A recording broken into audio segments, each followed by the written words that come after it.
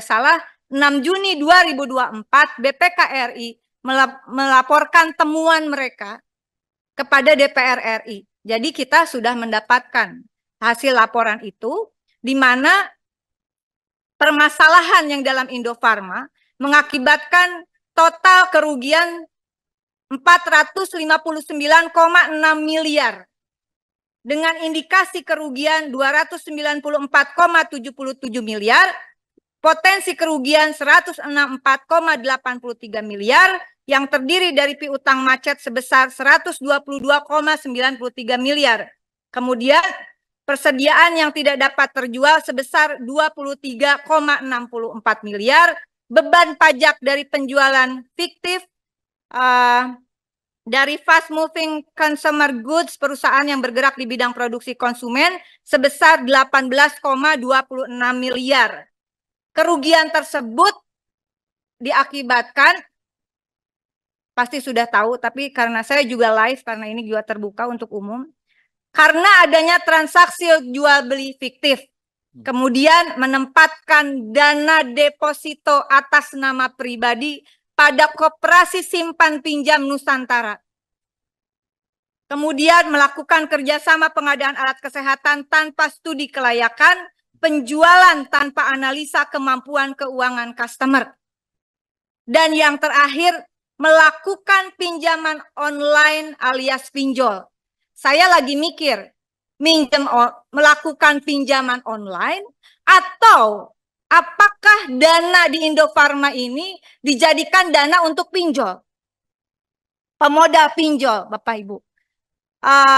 Meskipun tentu ada tata kelola sendiri-sendiri di dalam BUMN farmasi, namun sudah menjadi holding farmasi. Bapak mengajukan PMN sebesar berapa, Bapak? Izin ya pimpinan, 2,1 triliun atau 2,2 triliun. PMN itu sumbernya dari APBN. Dan sebagian dari APBN itu adalah dari dividen. Kecil saja. Terbesar devisa negara itu migas. Yang kedua, Bapak, itu devisa dari pekerja migran. Dan berikutnya pajak dari rakyat. PMN itu sumbernya adalah pajak rakyat sebetulnya secara garis besar. Oleh karena itu, kalau saya secara pribadi, saya merasa tidak bisa menyetujui PMN 2, berapa? 2,2 triliun rupiah dengan persoalan di holding perusahaan yang masih berantakan seperti ini. Yang pertama tentang isu yang sangat luar biasa saat ini tentang adanya fraud di Indofarma. Saya masuk ke Indofarma itu pada Januari 2024 dan kebetulan audit yang dilakukan oleh BPK itu sudah selesai, Bapak. Sehingga saya memang tidak ikut mendampingi pada saat audit itu berlangsung. Sebelumnya Ibu di mana? Sebelumnya saya di Berdikari, Pak. Oh. Saya di Berdikari 5 tahun dan sebelumnya saya BPKP, Pak. Saya auditor BPKP 30 tahun. Jadi sehingga informasi tentang fraud itu murni saya hanya baca dari laporan yang diterbitkan oleh BPK. Dan bahasa yang kami kutip di dalam paparan itu adalah bahasa yang ada di laporan tersebut. Selanjutnya BPK pada saat saya menjadi direksi di Indofarma, BPK masuk kembali untuk melakukan audit investigasi. Tapi laporan dari audit investigasi ini tidak disampaikan ke kami karena laporan tersebut langsung disampaikan ke APH. Sehingga saya juga tidak mengetahui persis apakah ada perubahan dari isi laporan tersebut dengan audit investigasi yang sudah dilakukan berikutnya, begitu. Dan betul yang terjadi di dalam laporan tersebut bahwa ada deposito yang di atas nama pribadi dan akhirnya dipakai untuk menjamin pinjaman orang tersebut, dan deposito itu akhirnya pinjaman kredit itu one prestasi dan deposito itu dicairkan, dan itu terjadi 2 kali. Di samping itu juga ada izin pimpinan, siapa orangnya Bu, jabatannya lah kalau enggak. Izin Ibu, saya izin karena ini sudah masuk ke ranah APH, kami boleh sampaikan tertulis saja Ibu. Ya.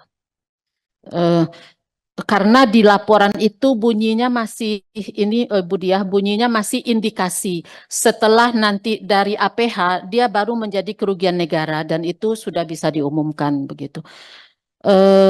Kalau berdasarkan laporan yang kami baca, yang terlibat dalam fraud ini hanya 5 orang saja dan orangnya sekarang sudah keluar.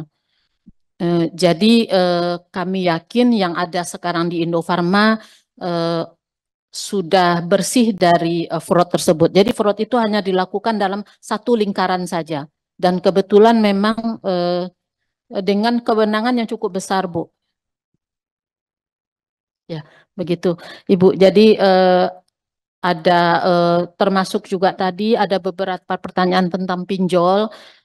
Pinjol ini benar di dalam laporan itu saya juga membaca bahwa ada pinjaman kepada fintech pada tahun 2022, namun itu hanya dipinjam beberapa bulan dan sudah dilunasi. Begitu. Tidak, Ibu.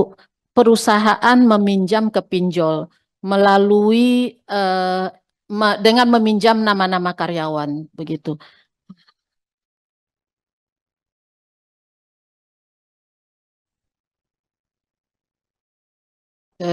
Memang ya cukup cukup banyak dan agak berani memang fraud yang terjadi di Indofarma. Bukan agak berani itu Bu, berani banget. Ya Pak. Download Tribun X sekarang, menghadirkan lokal menjadi Indonesia.